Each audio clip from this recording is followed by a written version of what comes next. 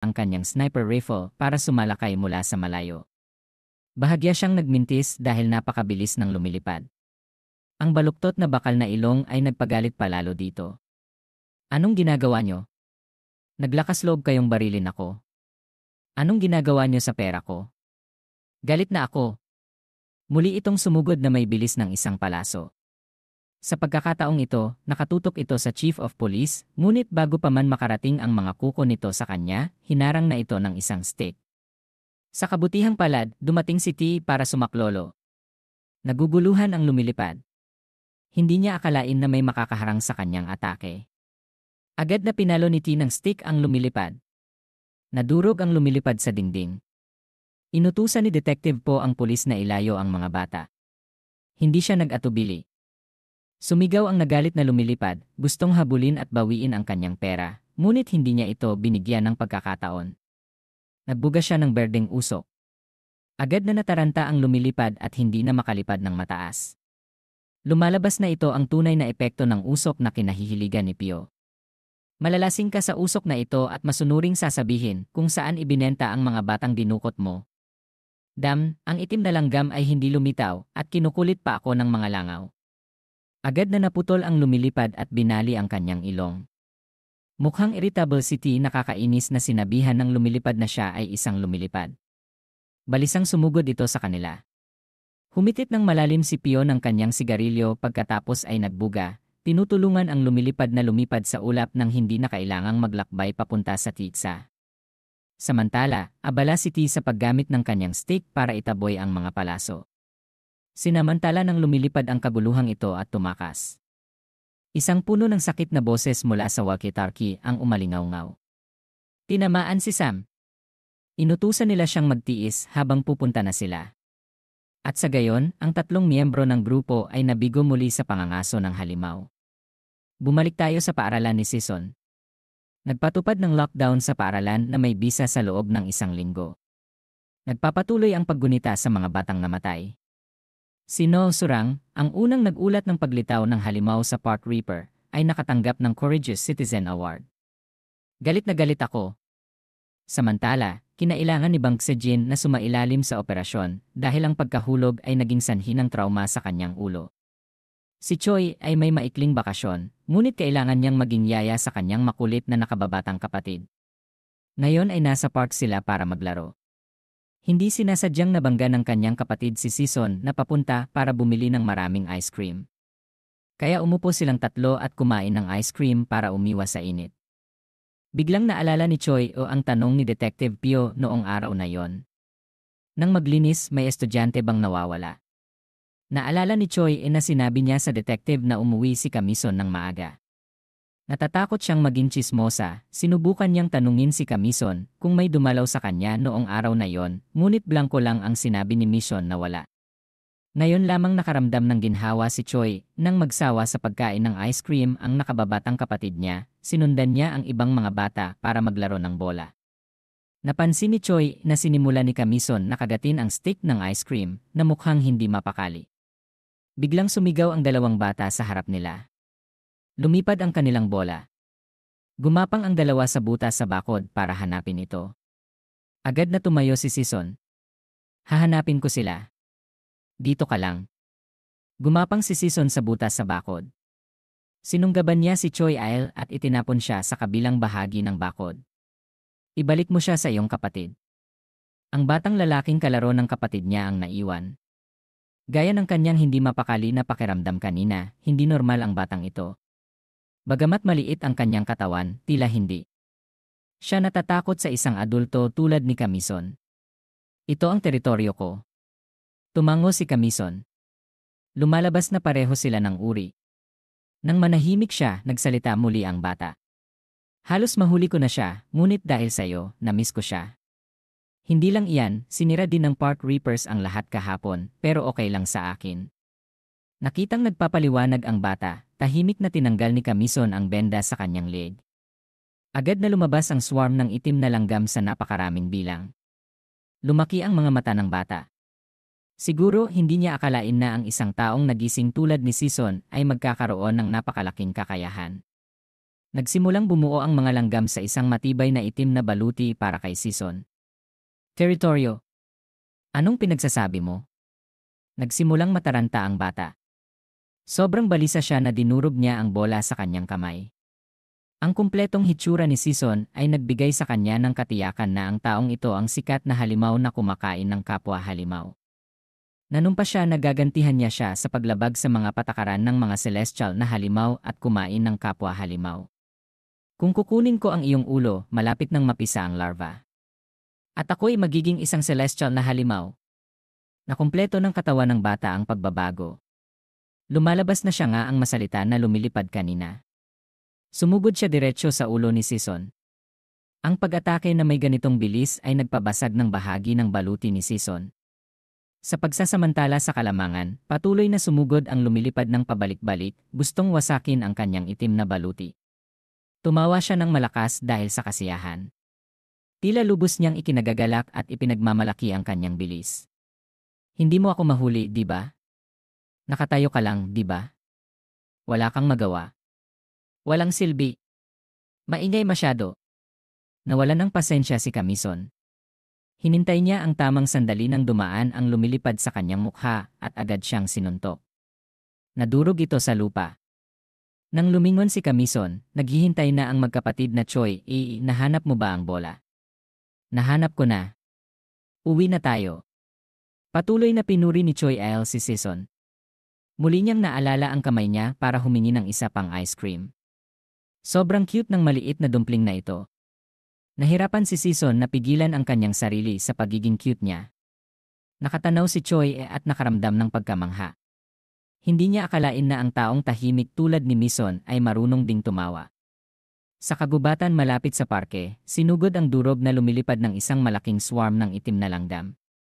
Malinaw, ang kanyang kapalaran ay hindi naiiba sa guro halimaw. Pagkalipas ng isang linggo, bumalik ang mga bata sa paaralan, ngunit pansamantalang sarado ang ikatlong klase ni Choi. Ginawa ito ng paaralan para makapagpahinga ang mga biktima sa klase niya. Pansamantalang inilipat si Choi sa ikalimang klase para makiupo. Sobrang pagod siya dahil hindi sumasagot si Bang Sejin sa mga mensahe niya mula nang sumailalim siya sa operasyon. Hindi rin siya pinapayagang bisitahin siya. Ang mas nagpapagalit kay ay kailangan niyang lumipat sa parehong klase ni No Surang. Kung hindi dahil sa kumag na ito, hindi sana nagkaroon ng trauma sa ulo si Sejin. Ngunit mayroon pa ring mukha para magsinungaling at tumanggap ng sertipiko. Sa sandaling ito, may ilang mga bata na nakapaligid kay No Surang. Gusto nilang pakinggan siyang magkwento tungkol sa halimaw. Dahil dito, hindi siya tumigil sa pagsasalita. Ang kanyang boses ay umaalingaw sa buong klase, na naging dahilan upang hindi komportable ang isang basagulero na si Leon Jane. Walang sinabi si Leon Jane. Direktang pumunta siya at sinipa si No Surang sa tiyan. Habang sumisigaw pa si No Surang, dali-daling humingi ng tawad ang ibang mga bata kay Leon Jane. Ginawa nila ito dahil siya ang bully sa klase at walang naglakas loob na gumalaw sa kanya. Pagkatapos harapin ni Leon Jane si No Surang, sinipa niya ang pinto at lumabas ng klase. Hindi nagtaka ang mga estudyante. Pagkatapos ng lahat, pupunta lang si Leon Jane para mag-roll call at pagkatapos ay liliban sa klase. Pagdating niya sa pinto, nakasalubong niya si Season. Nagpalitan ng tingin ang dalawa na hindi masyadong magiliw. Umiwas si Mison at pumasok sa klase, pagkatapos ay dumiretso sa tabi ng upuan ni Choi. Masayang ikinuwento niya na sinipa ni Leon Jin si Norang dahil masyado siyang maingay. Dahil dito, naramdaman ni Aja na nasiyahan siya. Walang interes si Season sa kwento. Kumuha siya ng isang bag ng chips mula sa kanyang bag tulad ng dati, pagkatapos ay binuksan ito at nagsimulang magmeryenda sa klase sa math. Biglang nakaramdam ng hindi pangkaraniwan si Season. Nang makita niya ang hitsura ni Season, akala ni Choi ay gutom siya, ngunit sa totoo lang, nakaramdam si Season ng halimaw. Sa kadahilanang iyon, nang tumunog ang bell, nawala si Mison. Gusto sanang yayain siya ni Choi na kumain, ngunit nang lumingon siya, wala na siya. Tumalon si Camison sa pader at tumakbo na may bilis ng isang palaso. Nagkataon, sina Detective Pio at UI. Malapit din sa paaralan sa sandaling ito, hinahanap ang lumilipad. Habang papunta sa kanto, nabangga sila ni Camison. Ngunit nagmamadali siya na hindi na siya lumingon para tingnan sila, lalong hindi na humingi ng tawad. Sinundan ni Ki si Sison at sinabing, sigurado akong isang tambay siya. Paano mo nalaman na isa siyang tambay? Karanasan lang. Iyon naman, hindi lang sila naglilibot-libot para hanapin ang baliw na lumilipad. Dumating sila sa paaralan para hanapin ang estudyanteng nawawala noong naglilinis sila. Mukhang nanghihinayang si Choi na sinasabing umuwi siya dahil nagugutom siya. Sa sandaling ito, namula si T, hindi kaya ang tambay na nabangga sa atin kanina. Walang magawa si Pio. Kumuha siya ng calling card ng Park Reaper mula sa kanyang bulsa at ibinigay kay Choi pagkatapos ay binilinan niya siya ng maingat na ibigay ito sa kaibigan niyang iyon. Matapos magbilin, nagpunta sila sa ospital kung saan ginagamot si Sam. Tinitigan ni Choi ang calling card. Hindi niya akalain na ang uncle na naninigarilyo na mukhang lasing ay ang pinuno ng halimaw. Kasabay nito, natagpuan na ni Sison ang isang desyertong ilalim ng tulay. Gaya ng inaasahan niya, may lumitaw na halimaw dito. Isa itong praying mantis. Gayunpaman, ang kanyang hitsura ay napakapangit. Anuman ang layunin ng kalaban, pagdating ni Kamison, nagmadali siyang sumugod para mauna siya. Gusto niya itong suntukin bago gawin ang anumang bagay, ngunit hindi niya akalain na ang praying mantis ay hindi madaling talunin. Ang suntok ni Sison ay madaling naunawaan, at nagkaroon din ito ng mas maraming kamay kaysa kay Sison. Sa kadahilanang iyon, sa isang segundo ng pagpapabaya, nakaramdam siya ng sakit na tinamaan. Nang makita ng praying mantis na hindi siya nakikipaglaban, ngumiti ito ng may kasiyahan. Ang kanyang mga kamay at paa ay hindi tamad. Muli silang naglapit sa isa't isa. Sa pagkakataong ito, tinamaan ni Sison. Ang suntok niya ay napakalakas kaya nilabo, nahilo at kumulog ang kanyang mga tainga. Ngunit sigurado si Kamison na hindi niya kailangan uminom ng blood-boosting medicine dahil ang paggalaw na ito ay parang sinasadya at hindi dahil tinamaan siya. Kaya't sinubukan niyang magmasid muli at natuklasan na may itim na langgam sa ulo ng kalaban na nakabitin sa ere. Para linawin ang kanyang pagdududa, naghagis si Sison ng swarm ng itim na langgam sa kalaban. Dumikit ang mga langgam sa praying mantis at nagsimulang umakyat sa ulo nito. Nagsimula silang umaakyat sa itaas na parabang umaakyat sa ere. Ngunit sa totoo lang, dumidikit sila sa napakanipis na sinulid na konektado sa katawan ng praying mantis. Ang itaas na dulo ng sinulid na ito ay pumapasok sa kisam. May isa pang halimaw.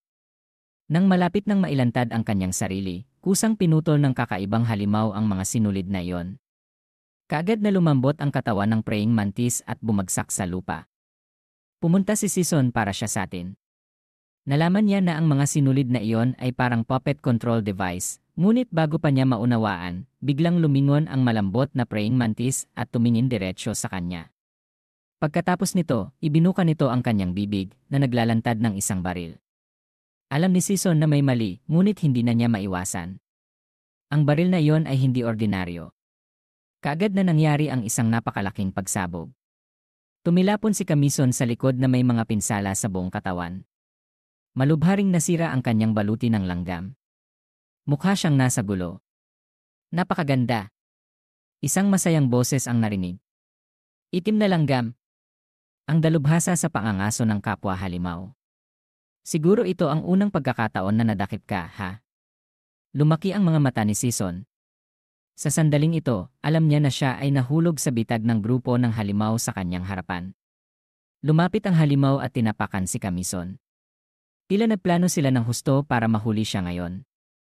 Lumalabas na magkasama ang mga ito sa lumilipad. Ipinagbibili nila ang karne ng bata sa mga nangangailangan, at ang pangangaso ni Kamison ay nagdulot ng napakalaking pinsala sa kanilang negosyo. Isa pang halimaw ang lumitaw, na mukhang mas pangit pa sa kanyang kasosyo. Sa kanyang kamay, may hawak siyang malaking kanyon. Mukhang gustong pasabugin ang katawan ni Sison. Tinadyakan ng halimaw ang ulo ni Kamison, ngunit sa kasamaang palad, ang pangunahing karakter ay hindi basta-basta alis. Ang tanging nakalantad ay ang baluti. Mag-ingat sa itaas. Sigaw ng isa, ngunit huli na ang lahat.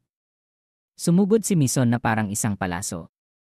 Ang kanyang parehong kamay ay natatakpan ng napakatibay na langgam. Una, bumuelo siya sa suntok na naging sanhi upang magliwanag ang mga mata ng pulang halimaw. Pagkatapos ay sinamantala niya ang pagkakataong sumugod sa berdeng halimaw at sinuntok siya sa mukha. Nagalit ang pulang halimaw at nagsabing sa panahon na may espasyo ang kanyang mga kamay at paa, tinaas niya ang kanyang malaking kanyon at nagpaputok. Itinago ni Kamison ang kanyang mga kamay sa hugis na ras para labanan ang lakas. Matapos kumalat ang usok, gusto niya muling umatake sa kalaban, ngunit ang kamao ni Sison ay isang dangal na lang ang layo sa mukha ng berdeng halimaw nang tumigil siya, dahil ang kanyang dalawang braso ay nakagapos ng hindi mabilang na sinulid, na ang taong may hawak ng kabilang dulo ng sinulid ay ang pulang halimaw na katatapos lang tamaan. Mag-isip-isip ka, masyado kang mayabang. Hindi niya tumigil sa paghila ng sinulid. Ano ang magagawa mo kung ikaw ay nasa anyong tao? Hindi. Hindi maikakaila na sa anyong halimaw, mas malakas siya kaysa kay Kamison. Sinubukan niyang kumawala sa mga pising nakatali, ngunit hindi ito nagkakaiba. Inikot ng pulang halimaw ang mga ito sa ere, kumuha ng lakas, pagkatapos ay sumipa sa kanila. Kung natamaan ang sipa na ito, agad na malalagas ang mga ngipin. Ngunit sa kabutihang palad, nagawa itong harangan ni Kamison gamit ang kanyang dalawang kamay. Ngunit masyadong malaki ang lakas ng sipa. Naiwasan niya lamang ang kahindik-hindik na senaryo ng mga ngipin na nagtatagpo sa gums, ngunit ang buong katawan niya ay natangay pa rin. Napahirapang lumuhod si Sison sa lupa. Ang baril ng pulang halimaw ay nakatutok na diretsyo sa kanyang ulo. Sa tamang sandali na ito, lumaki ang mga mata ni Sison at nagbigay ng isang pamilyar na utos. Lumipat! Ang swarm ng itim na langgam ay agad na lumipat mula sa katawan ng baluti papunta sa kanya. Tapos na ang pangangaso. Walang emosyong nagpaputok ang halimaw na itim, na may kasunod na pagsabog na gumimbal sa mundo, kung saan bahagi ng tulay ang natangay. Malinaw, nagkamali ang atake dahil dumating na si G, ang bully ng Park Reaper. Hawak pa rin niya ang baston na yon. Binago ni Tew ang direksyon ng malaking kanyon na iniligtas ang buhay ni Sison. Ang pag-aalis ng putok sa park ay pagmumultahin. Anong pera ang magagamit ng mga insekto? Mga dahon? Ang hitsura ni T ay lubhang nakakainis para sa pulang halimaw. Umurong siya, nakikipagpangkat kasama ang pulang halimaw. Dumating na rin si Detective Poe. Gaya ng dati, nagsindi siya ng isa pang sigarilyo. Nagsimulang kumalat ang usok na may agresibong enerhiya. Sina Pio at A, isang nasa harap at isang nasa likod, ay kinubkob ang dalawang halimaw. Kung tungkol kay Sison, tila may baluti na lamang na natira. Mukhang naglaro siya ng trick ng sikada na nagtatanggal ng shell. Harapin natin sila ng sabay-sabay. Malamig na nag-utos si Pio. Ngumisi ang pulang halimaw, pagkatapos ay kumuha ng isang bagay sa malaking kanyon na nagpabilis ng tibok ng puso ng dalawa. Isa itong bomba. Ibinagsak niya ito kay Pio, ngunit lumalabas na isa itong smoke bomb. Sinamantala ang kaguluhang ito, tumakas ang dalawang halimaw. Nagitngit si Ki sa galit. Talagang nakakainis ang mga lumilipad na halimaw. Plano ni Pio na humingi ng helicopter para suportahan, ngunit sinabi ni T na nahuli na rin naman nila ang itim. Naalala lamang ni Pio ang presensya ni Sison, ngunit nang lumingon silang dalawa, nawala na siya. Ang dalawang ito ay may reputasyon na isang halimaw squad, ngunit tila medyo tanga. Matagal nang tumakbo si Sison. Ikinalulungkot niya lamang na sa pagkakataong ito, masyado siyang nasaktan. Binuhat ni Mison ang kanyang mabigat na katawan sa isang tahimik na daan pauwi. Sa bawat hakbang na gagawin niya, dumudugo ang dugo sa maliliit na poodle. Napakahirap na makauwi sa bahay. Ngayon ay sobrang gutom niya dahil sa nabigong pangangaso. Ang kanyang lola ay nakaramdam ng labis na paghihirap nang makita niya ang kanyang pagkaubos sa pagkain dahil alam niyang nabigo sa pangangaso ang apo niya at bugbog sarado. Matapos punuin ang kanyang tiyan ng masarap na pagkain, bumalik si Sison sa kanyang silid. Sumandal siya sa pinto at dahan-dahang dumulas pababa.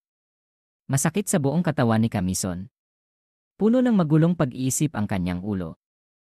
Naalala niya ang malupit na guro sa paaralan, ang Nazi na nagkidnap ng mga bata, at ang dalawang halimaw ngayon. Tanong nila lahat sa kanya kung bakit siya kumakain ng kapwa halimaw. Bakit siya pinoprotektahan ng mga tao? Ngunit hindi nila maintindihan. Ginawa ni Sison iyon para sa kanyang sarili. Hinubad niya ang kanyang uniforme, naglalantad ng nakakatakot na mga sugat sa kanyang katawan. Sumigaw si Kamison dahil sa sakit.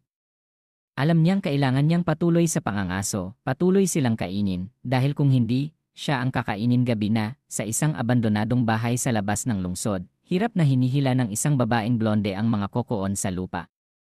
Binuksan niya ang pinto ng isang silid o sa mas eksaktong salita, isang cold storage. Sa loob ay puno rin ng mga kokoon. Sanay na sanay siyang isa-isang ilagay ang bagong mga kokoon. Ngunit biglang iminulat ng mga tao sa kokoon ang kanilang mga mata at humingi ng tulong. Kahit ganoon, hindi pa rin tumigil ang kanyang aksyon.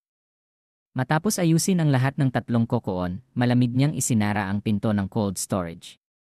Damn! Umalinggaw ang isang sumpa mula sa loob ng abandonadong bahay.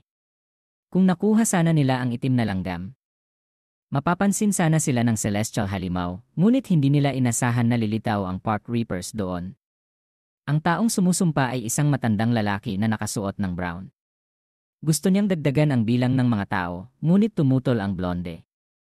Nakakagulat na ang babaeng ito ay ang basagulero ng eskwelahan, si Leon Jane na nag-aaral sa ika-5 klase. Pareho sila ng brown at red na halimaw na umatak kay Season kanina. Matapos hubarin ni Leon Jane ang kanyang protective clothing, biglang napansin ng matanda ang isang abnormalidad. Ang kanyang uniforme sa eskwelahan ay kapareho ng sa itim na langgam na nakataka sa kanila. Naghinala ang matanda na alam ni Leon Jane ang tunay na pagkatao ng taong langgam, ngunit agad niya itong itinanggi. Paano ko malalaman kung sino yon? Inis na inalis ni Leon Jane ang kamay na humahawak sa kanyang damit. Hindi nagtagal ang matanda. Kung kaklase niya, gusto niya na si Leon Jane ang manghuli at magpapatay sa taong itim, ngunit madaling nagalit si Leon Jane. Ayaw niyang gumawa ng maruming gawain tulad ng pagpatay sa mga tao. Bago pa man matapos magsalita si Leon Jane, sinakal na siya. Tila hindi komportable ang matanda na marinig ang kanyang iniatas na gawain na marumi. Hindi tumigil ang kanyang mga kamay sa pagdaragdag ng lakas na para bang gusto talagang durugin ang lalamunan ni Leon Jane. Sa sandaling ito, biglang tumahol ang isang aso ng nakakabingi. Tumakas na ang isang lalaki na nasa kokoon. Binitiwan siya ng matanda. Tumingin siya sa bintana at pagkatapos ay sa siye. Nakalimutan mo bang i-lock ang pinto ng cold storage? Hindi ko gagawin yan, kinumpirma ni Leon Jane. Kung ganon, mabuti. Kung gumawa ka ng pagkakamali, hindi kita papalampasin dahil ang mga tao ay karaniwang tanga. Nagsimula nang magbago ang kanang braso ng matanda sa anyong halimaw. Ipagpapatuloy niya sana ang kwentong sinimulan niya kay Leon Jane kanina. Sinabi niya na gusto niyang putulin ang relasyon sa kanya. Tumango lang ang matanda nang nakapagtataka, pagkatapos ay pumitik siya ng mga daliri. Agad na tumigil ang lalaki sa pagtakbo. Mainit ang katawan niya. Sa kanyang kanang dibdib may kumikintab. Tama, mukhang kapareho siya ng bomba na nasa bibig ng halimaw ng praying mantis. Pagkatapos ng isang segundo, sumabog ang lalaki. Sa loob ng bahay, nakikipag-usap pa rin ang matanda kay Leon Jane. Ang pagsabog ay parang isang babala ng matanda sa kanya. Kaya nakikita mo, alam ko palagi kung paano haharapin ang mga bagay na humaharang sa aking trabaho. Bigla ring kumintab ang katawan ni Leon Jane. Walang duda, itinanim din sa kanya ang parehong bomba tulad ng sa lalaki kanina, at kung ayaw niyang sumabog, kailangan niyang sumunod sa utos ng matanda. Ulitin mo sa huling pagkakataon. Hanapin mo ang lintik na itim na langgam para sa akin. Kinabukasan, ang mga estudyante ay nag-uusap sa cafeteria sa oras ng pananghalian. Surang kasama ang kanyang kaibigan ay humihingi ng dagdag na sausage, ngunit tumanggi ang babae dahil hindi sila pinapayagang kumain ng pagkain iyon ngayong araw. Pagkatapos ng isang nakakapagod na transaksyon, napansin ng dalawa na kumakain si Season na parang gutom na gutom sa malapit. Tumutok ang mga tray ng pagkain na nakain niya. Hindi pa rin nasisiyahan si Camison dahil sa nabigo na pangangaso kahapon, kaya walang makakain ang mga langgam sa kanyang katawan. Hindi sila tumigil sa pagkakagat na nagdulot ng sakit kay Camison. Nang makita ni Choi nag-alala siya ng husto. Akala pa niya na kumain na ng sobra si Camison. Sa sandaling ito, sobrang inis si Mu Ranze dahil hindi siya pinayagang kumain ng sausage, kaya pumunta siya para maghanap ng gulo. Anong meron dito? Masyado lang ang paghingi ng dagdag na sausage, ngunit may isang kumakain dito ng walang pakundangan. O kaya ang tatay ko ay ang direktor ng eskwelahan, ha? Galit na sumigaw si Choi kay No Surang. Tumahimik ka. Bagamat malakas kumain si Camison, binayaran naman niya ang kanyang pagkain. Nakita ito, nagsimula siyang kutyain sa kanya sa ibang paraan. Nagbiro siya na ang pagkain ni Season ay lampas na sa hangganan ng tao. Kung gayon, isa ka bang halimaw? Ang isang pahayag na ito ni Nosurang ay nagpatahimik sa buong cafeteria. Nagsimulang tumingin ang mga mata kay Season. Pati si Lion Jin ay nagsimula ring bigyang pansin. Mas lalong nababaliw si Choi ang gagong ito ay tila hindi kayang pigilan ang kanyang sarili na makisawsaw sa anumang bagay. Sinabi pa rin ni Nosurang na siya lang ang hindi dumating ng